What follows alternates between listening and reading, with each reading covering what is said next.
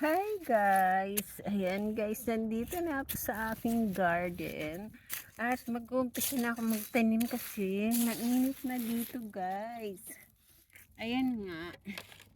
Ito muna itatanim ko. Oh, tumubo na kasi sila. Dapat tumutubo yung mga patatas ko. Ganyan. Oh. Pwede ko na sila itanim. Dito na. May mga nauna na ako tinanim dito. Ayan. Doon, may mga tanim-tanim na yun. Ngayon, dito ka sila muna itatanim. Kasi, maganda dito yung ano.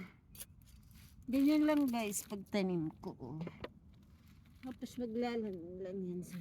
Dahil may tubo na to, hindi natin masyadong tatakpan kasi para hindi nasira yung tubo. Ganyan lang. Malambot naman ang lupa dito. Ayan. Bakit kaya sa ano? Ba't kaya sa Pinas hindi tumutubo yung patatas? Dito, kahit nakatago ito sa pantry, tumutubo siya. Kaya tinatanim ko.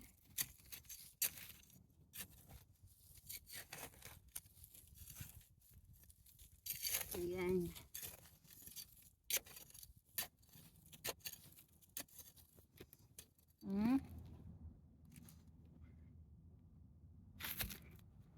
Ganyan ko lang pagtanim.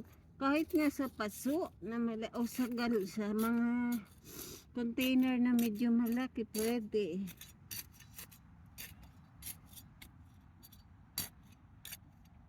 Mas gusto ko nga sa paso lang.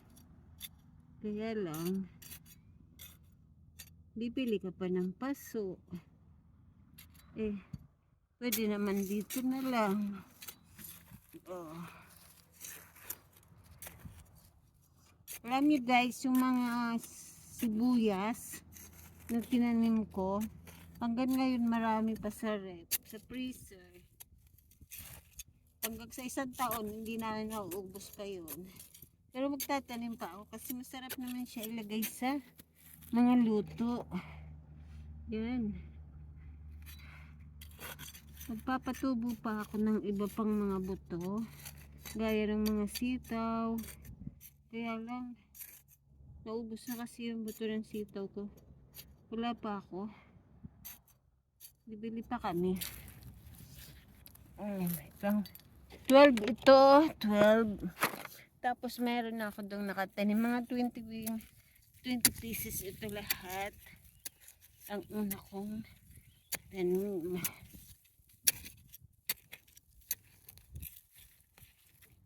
Gusto ko nagtatanim guys. Kasi dati bumibili kami ng french fries.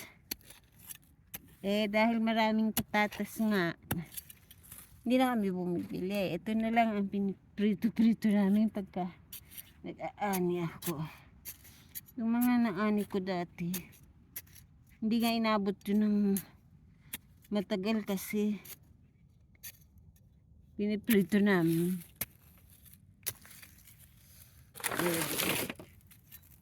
Ayan.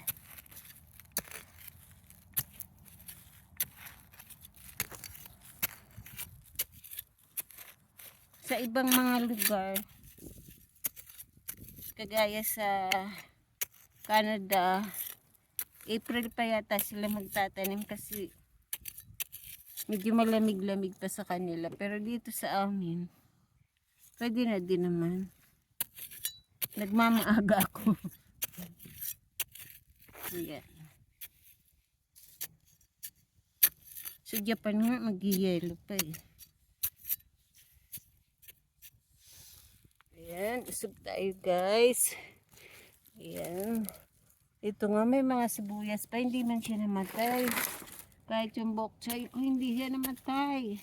Ayun no, bumubunga na nga. Ito guys, garahe ito. Nasa likod lang ako ng garahe.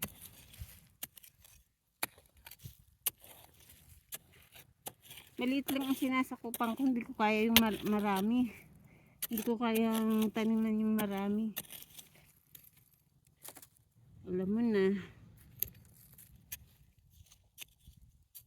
Mga bata.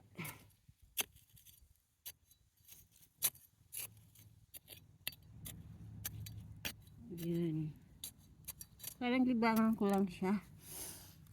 Libangan na naipakinabang. Ayan o. Ito. Tanim ko dito. Napakadali lang guys. Itanim ng patatas. Hindi siya maselan. Yung mga tinanim kong mga zucchini. Tapos yung pumpkins. Dahil marami siyang naging bunga. Hindi rin naman namin naubos. Pinamigay din namin sa mga kaibigan ng anak ko. Pumupunta sila. Ayan. Pwede kayo nito magtanim guys sa Pilipinas para makatipid kayo sa mga mahal ng gulay, mahal na bilihin. Kahit sa paso lang. Kahit pala bawang pwede sa paso lang eh. Patubuin nyo muna sa tubig. Yung may konting tubig. Ayan, dito ko lang natutunan yung mga ganun-ganun kasi marami dito. Halos lahat ng bahay dito nagtatanim kasi malalaki ang space ng lupa. Ayan guys, naubos ko na itanim. Ito guys, so yung mga boksoy ko. Kita nyo ba? Ayan. Hindi siya namatay. Nung nag-yelo, nagbunga pa nga. Ayan. Ayan, o ito pa. Hindi ko talaga siya kinuha kasi marami pa kaming bok choy. Eh, nabuhay siya. Hindi siya namatay. Di ang galing. Okay guys, didiligan ko na yung tinanim ko. Okay guys, yan lang. Bye-bye.